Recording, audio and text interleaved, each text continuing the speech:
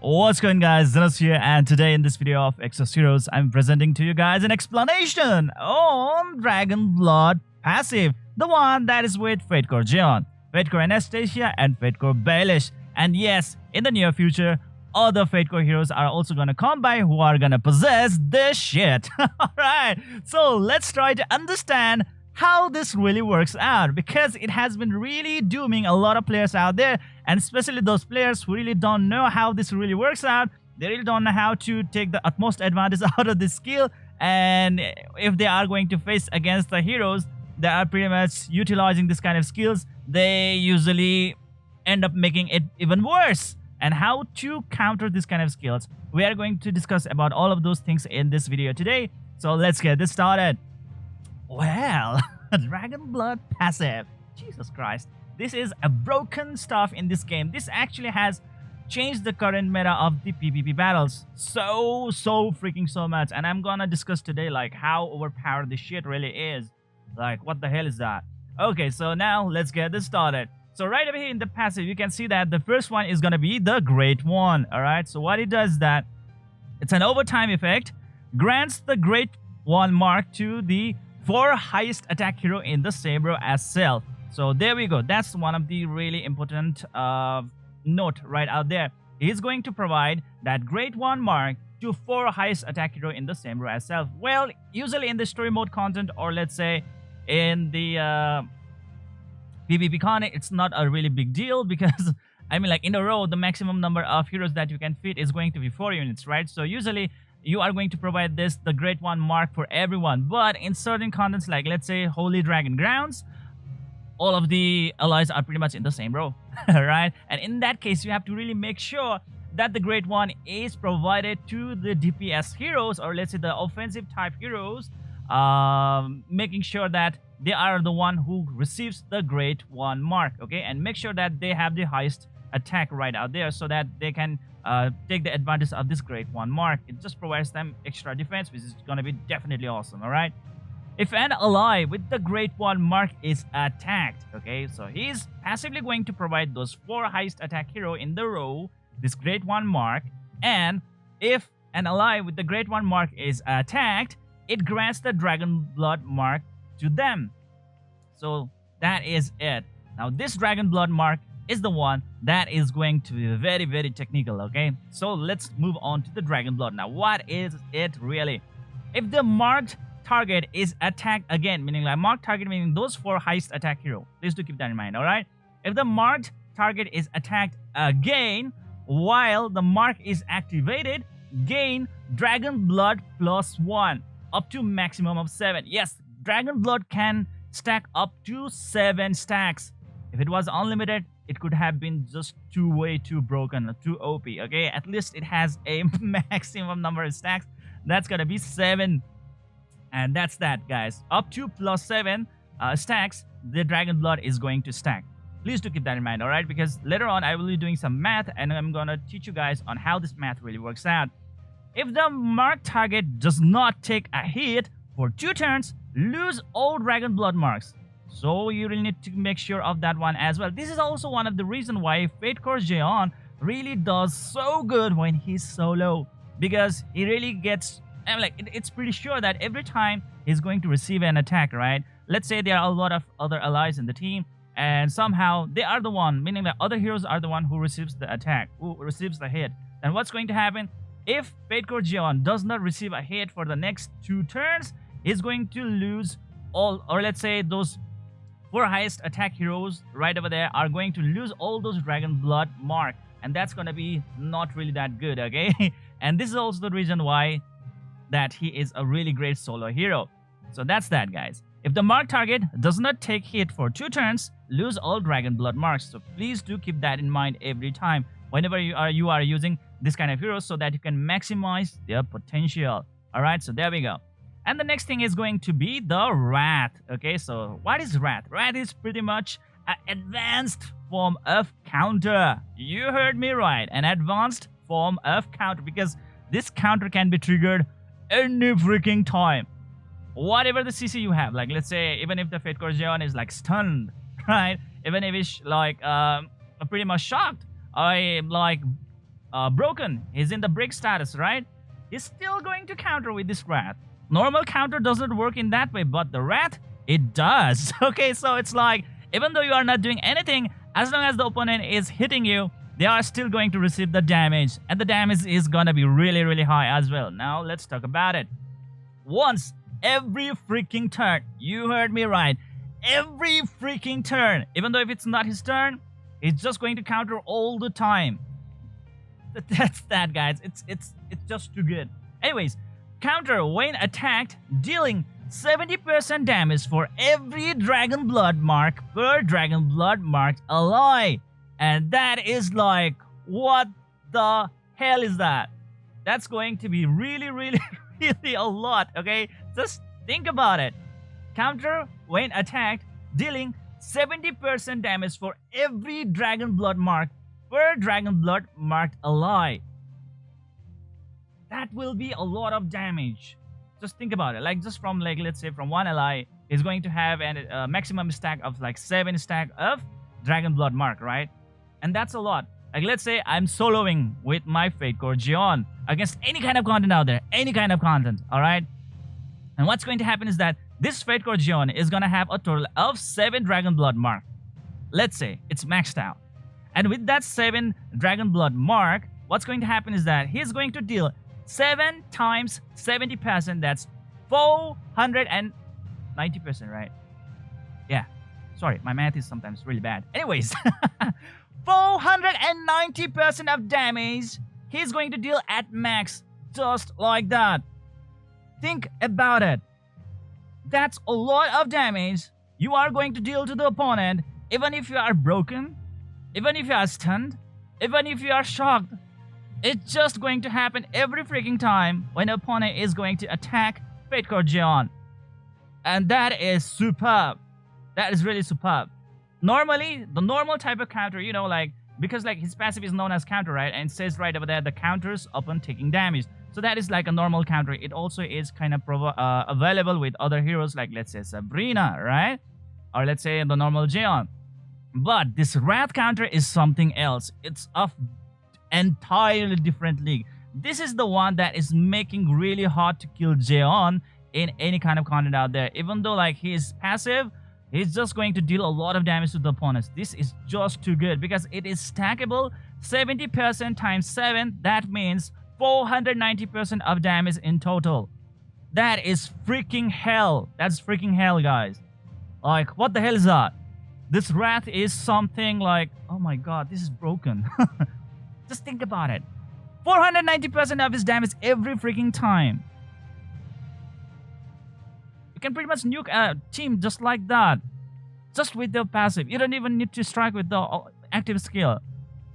All it takes is his Wrath, and you just need to solo him. Because you need to make sure that he just gets hit all the time. Because like if he doesn't get hit for 2 turns, well, all the stacks are gonna go away.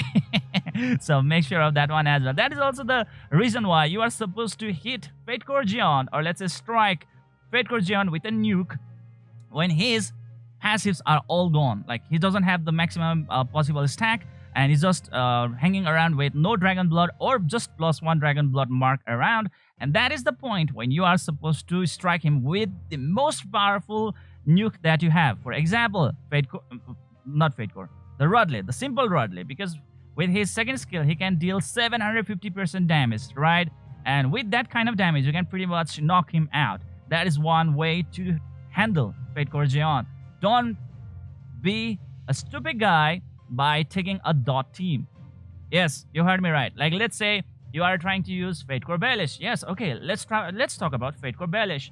What is it going to do? It's going to inflict that dot, right? That overtime effect on Zeon. What's going to happen is that usually this kind of like dots, or let's say overtime effects, does not deal a lot of damage. It's really, really useful in breaking the Guardian Stone of the opponent if they are of the same element types. But when you are going to apply it in Fate Core Zeon, what's going to happen? It's just that like every freaking hit that the Fate Core Zeon is gonna take from that dot damage, he's going to get that stack of Dragon Blood mark. He's going to gain that stack just like that. Just think about it. Just think about it. I'm like, it will be easy to get to max stack right away. And when he counters, oh my god, it's going to hit really hard. It's going to hit very, very hard. And guess what, guys? Even the dot skills, they trigger his wrath counter. Think about it. The dot damages, they induce the wrath counter. How freaking OP is that? Like every freaking turn, there's gonna be a wrath counter to the opponent that has the, that just inflicted the dot damage on Fate Core Zeon, that overtime effect on the Fate Core Zeon. That's why in PvP content, if there are any kind of hero units that are pretty much good at dealing the overtime effect or dot damages, don't ever use them. And this is also the reason why Fate Core Baelish is so bad in PvP con, especially against the Fate Core Zeon. Just think about it. Or let's say Fate Core Anastasia. It's just gonna make matter much worse, okay? So don't do that. Don't do it. And that's pretty much it, guys. Wrath counter is the superior type of counter right out there, which is definitely going to change your entire gameplay mechanic. Now, last but not least, let's talk about the another OP mechanic known as the Dragon Scale. Okay, this Dragon Scale, the one that really does provide like an immortality type of stuff to this guy. Okay, how is he immortal? Let's talk about it. There are so many PvP battles right out there who are, which are being posted in the Reddit saying, oh my god, Fate Core Zeon versus Fate Core Anastasia. 5 hours long battle. Now let's talk about Dragon Scale. Once every turn, every freaking turn, meaning like even if it's not the opponent turn, it's another enemy's turn, it's just going to count as a one turn. Every turn, upon taking damage, grant a barrier of 100% of own defense for each Dragon Blood mark to all Dragon Blood marked allies for 10 freaking turns. Cannot be stacked though, but still 10 turns, that's a lot. That's really, really a lot. It's just too damn amazing. Dragon Blood can be stacked up to 7 times, right? Just think about it. So let's say, for example, our Fate Core Zeon has 2,000 defense. 2 freaking thousand defense, which is obviously going to be the current meta of the defense out there. So what's going to happen is that it's going to gain a stack of up to like 7 stacks, right? So just do your multiplication. 2,000 times 7. That's gonna be 14,000 extra health barrier when his Dragon Blood, this mark is activated to max. Think about it. A 14,000 HP barrier just like that. Like, what the hell is that? That is the reason why it's really hard to kill a solo Fate Core Zeon, because he is just going to stack up on that barrier very, very fast if you do not manage to kill him. That's why a one-shot nuking damage is almost the only counter that you can do against Fate Core Zeon. So please try to bring Rodley, who has 750% damage in his second skill, and save your mana. And when your mana is full, then just spam that damage on this guy.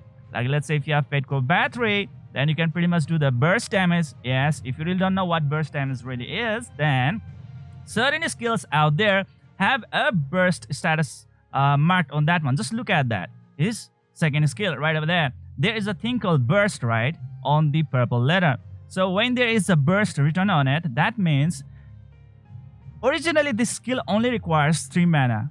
But when you do the burst damage, it is actually going to consume extra mana, all the mana that you have, to deal extra damage. And at, like 6-star grade, any hero will be able to, content up to 10 mana. Because like usually they only content up to 5 mana, right? The maximum capacity that they can hold for a moment is going to be 5 mana, right? But when they go to 6-star, it's going to be 10 mana. So when you have 10 mana and you are still going to use this skill, is going to use all those 10 mana, but the damage is going to be improved drastically. It's not going to stick to 178%. It might be like 300 or 350%. Just think about it. In that case, you can pretty much wipe out an entire team. Yes. Okay, and in that case, you might even be able to counter Fate Core Zeon as well. But till that time, don't ever deal an AoE attack against Fedcore Zeon, but because that's just not going to be really good, okay? Usually the AoE attacks are not really that good to attack in the PvP contents, but if someone has burst damage, please just go on and do with it, okay? And that's going to be really helpful indeed. Now, that said, what's going to happen is that this guy is going to be super powerful, okay? So there we go. If he has 2000 defense, he's going to put up a HP barrier equals to 14,000 HP, okay? Just look at that. 14,000. Because it's 100% of own defense, right? So 2,000 times 7. 14,000. And that is the reason why Fedcore Zeon is going to be a very, very good tanky hero unit. Even though he's a DPS character, thanks to this Dragon Blood passive, is going to become very, very tanky as well. And thanks to the Wrath skill, what's going to happen? He's going to deal very amazing amount of damage at max. He's going to deal 490% of his damage as a counter damage to the opponent. And that counter can be triggered at any moment, at any time, whatever the status effect he is really in. Whether it be stun, whether it be shock, whether it be whatever that is, okay? Whatever, like let's say break status effect even, okay? So just because you break the status effect of the Zeon, it doesn't mean that like he's not going to hurt you anymore. It doesn't mean that like you have upper or uttermost advantage against this guy. If you cannot really take care of this guy in just one shot, is going to be a menace. So please try to bring very good nuking teams, or let's say nuking heroes like Radley, or you can go with the Banga family. Now, what is up with the Banga family? Okay, Banga family refers to like Fedcore Jin? Yes, Jin, yeah. Fedcore Jin, Fedcore Adam, like those kind of things, okay? So when Banga family is going to be out there, they pretty much reduce his defense by up to 1,000. Yes, 1,000 reduction in the defense. And that's going to actually make him pretty squishy unit indeed. And at that time, you can deal some really good damage against this guy right over here, Fedcore Zeon. So that is the advantage the Banga family really does have. Fedcore Jin is really fast unit as well, because his first skill only costs like 1 mana, right? And his second skill costs like only 2 mana. But the nuke damage is not really that impressive. But if he keeps on improving his hard strike mark on the opponent, oh my god. I mean, like, you are gonna deal some really good extra damage with that defense reduction and plus some extra more damage, and that's gonna be so cool. He's super fast, and that's why Fedcore Jin is going to be quite effective unit against this particular unit because of that defense reduction, okay? So that's pretty much it. So if you really want to counter Fedcore Zeon, those are two possible ways. One is from the Banga family, the Hot Strike, and the next one is going to be the Rodley, or any kind of hero units out there who pretty much packs a lot of punch, like Baraka maybe, because he packs like 525% damage with his second skill, right? And that's a lot of damage. If you really actually build a lot of crit rate on him, provide him a lot more stat boost, then he will be definitely able to bring down Fedcore Zeon in just one strike. And that's gonna be a really great tension just flown out of your head, okay? And you don't have to get stuck up on that like 5 to 10 hours of battle. Yes, I mean, like, sometimes the PvP battles in this game, the Zevanistanya in this game does not really make any sense. Alright, so that is pretty much it, guys. So in summary, let's do a summary, okay? First of all, the Great One mark. It will be applied to the 4 highest attack hero in the same row as self. Alright, and usually it's not a problem in PvE as well as the PvP content, except for the Holy Dragon Grounds. Please try to make sure that your DPS heroes are the ones who are having the highest attack hero right out there. And it's also kind of really advised for you guys to take only 4 DPS hero in the Holy Dragon Grounds. And the rest of the 6 units are pretty much support units, like healers like Kaya, Talia, and many other units out there. Okay, so there we go.